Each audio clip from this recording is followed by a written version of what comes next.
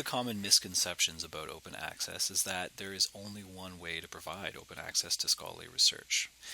There's actually a variety of options that authors have, and I'd like to go through those options right now and just tell you what the differences are between them. So the first one is an open access journal. So this is a journal that's like a traditional journal, except that they don't charge a subscription fee to users. So it makes the articles available for free online at the time of publication. And I would say about 70% of journals fall into this category that are open access. So it doesn't cost users anything, and it doesn't cost authors anything. The next type of journal is an open access journal with an article processing fee.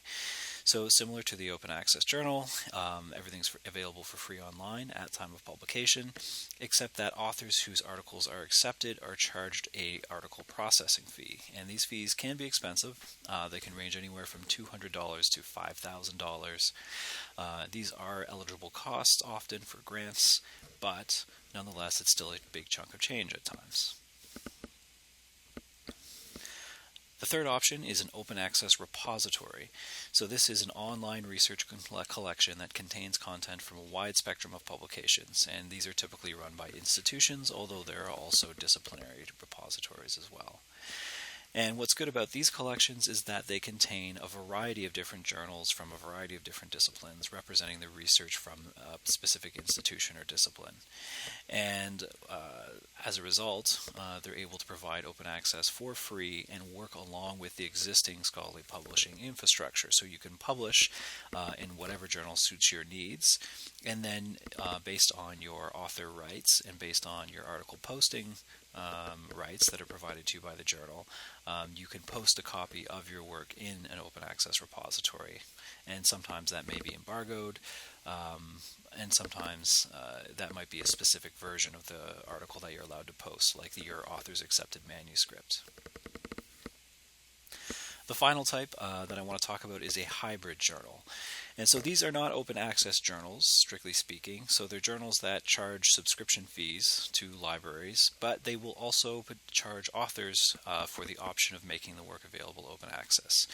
So that you don't have to publish there and pay to make your work available open access, but if you want that option, you can pay an article processing fee in order for you to do that. So it gives you the option of saying, no, I don't want to pay for open access, or yes, I do. Now, this is generally not as preferable as using option 3, the open access repository, because in most cases, an article that's published in a hybrid journal can simply be placed in an open access repository at no cost to the author. So there's really not much motivation for authors for using this option, and typically this is just publishers essentially looking to get paid twice for the same content. So I would say option 3 is much stronger and much preferable for authors than the final option, the hybrid journal. So the biggest thing to keep in mind with all of this is that there is certainly a cost to open access. In no case here is it actually free entirely. So in the case of the open access journal, you still have to worry about finding a way to host that content and provide access to it online.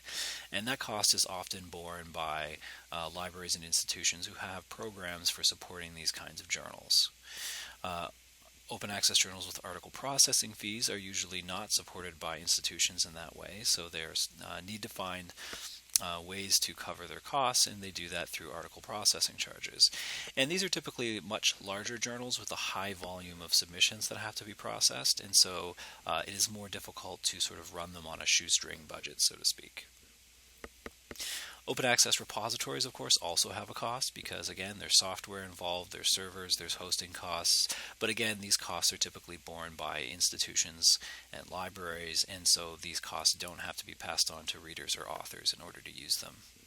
Hybrid journals, of course, as I was mentioning, they are cost-based, so to access the content, libraries pay subscription fees to them, but on a one-off basis, authors can opt for an open access option by paying for it if they want.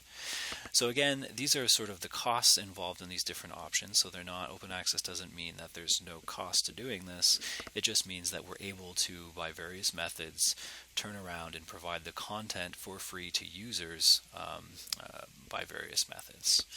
So this has been a quick overview on the varieties of open access, and as always, if you have any questions, you can contact your librarian. Thank you very much.